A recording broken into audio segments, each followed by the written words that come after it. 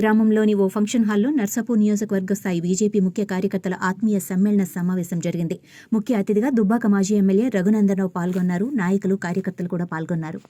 Photo కాదు, proto కాదు, ఇంకో కాల్ ఉంది వెనకాల. పొద్దుగానే కాల్ చేసిరు, పొద్దుకు అపాయింట్మెంట్ వచ్చిందా? కాంగ్రెస్ ఎమ్మెల్యేలు 65 మంది ఇంకా రేవంత్ రెడ్డిని కలిసిరో కలవలేదు నాకైతే తెలియదు. కానీ అప్పుడే బీఆర్ఎస్ఎల్ పోయి కలుస్తున్నారు, అపాయింట్మెంట్లు వస్తున్నాయి. ఏమవుతుందో ఒక్కసారి అర్థం చేసుకోండి. మనం ఏం చేయాల్సిన అవసరం లేదు. మనం ప్రశాంతంగా పార్లమెంట్ ఎన్నికల దాకా ఎన్నికి వెళ్తారు మీరంటే 17కి వెళ్తామని చెప్పుర్రి. అందరూ ఒకటే మాట చెప్పాలి. ఏం చెప్పాలి? లేదా వాళ్ళకి వెళ్తారంటే సార్ అందుకోయారు. ఏ జిల్లాకి వెళ్ళిపోయారు? పాత ముఖ్యమంత్రి సొంత జిల్లాకి వెళ్ళిపోయారు. అంటే బీఆర్ఎస్ అనేది ఎట్లుంది, ఎట్లా కూలిపోతుంది అనేది మీరు అర్థం చేసుకోవాలి. అందుకని భవిష్యత్తులో ఈ రాష్ట్రంలో నిలబడాల్సింది, కలబడాల్సినవి రెండు పార్టీలు మిగులుతాయి. ఏంటి అవి? 2 జాతీయ పార్టీలే మిగులుతాయి. ఒకటి కాంగ్రెస్, 2 బీజేపీ. టీఆర్ఎస్ని బీఆర్ఎస్గా మార్చుకున్నప్పుడే చంద్రశేఖరరావు అంటే ఆయన తెలంగాణ ప్రజలతోటి పేగు బంధాన్ని తెంచుకున్నాడు. ఇక నాకు తెలంగాణ వద్దు, తెలంగాణను మస్తు దోసుకున్నా, మొత్తం భారత రాష్ట్ర సమితి పెట్టి దోసుకుందామని పోయింది సారు.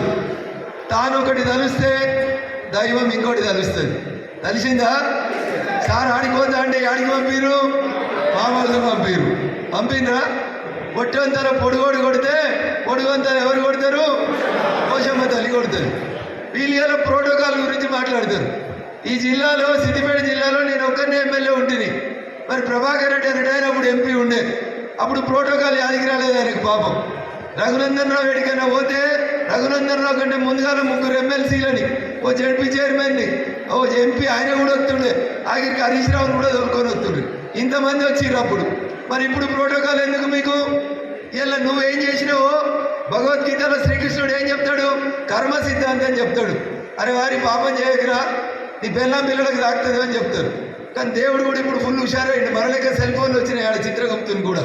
అందుకని ఎవరి లెక్క వానికి అప్పటిదప్పుడే రాసేస్తున్నాడు. 5 ఏళ్ళు తిరగకముందే వానికే రాసేస్తున్నాడు.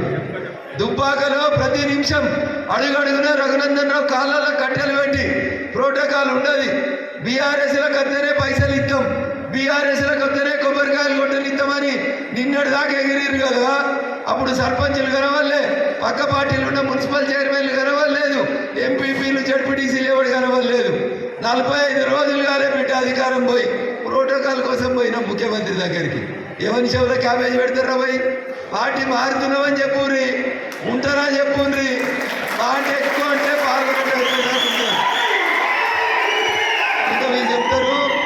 ఇంకా వీళ్ళు చెప్తారు రేవంత్ రెడ్డి గారు పోయి నరేంద్ర మోడీ గారిని కలవలేదా అని చెప్తారు. వాళ్ళకి వీళ్ళకి ఏమైనా పోలిక ఉందా? నక్కకు నాగలోకానికి ఉన్నంత తేడా ఉంది వీళ్ళకు వాళ్ళకి. నీవు నేర్పిన విద్యయే కదా నీరజాక్ష అని చంద్రశేఖరరావు అనేటి ఆయన పచ్చగా ఉన్న తెలంగాణలో ఫాల్తు రాజకీయం మొదలుపెట్టిండు. కాంగ్రెస్ ఎమ్మెల్యేలు అప్పుడు ఏం చెప్పుదురు? ఒక్కొక్కరిని మెల్లగా పిలుచుకొని ఏం చెప్తుండే? ప్రజలు చెప్తున్నారు. ఏమని చెప్పారు ప్రజలు? అధికార పార్టీలకు పోతే నియోజకవర్గం అభివృద్ధి అవుతుందని చెప్తే ఒక్కొక్క ఎమ్మెల్యే పోయినట్టు. అప్పుడు నువ్వనే చేసినావు కదా.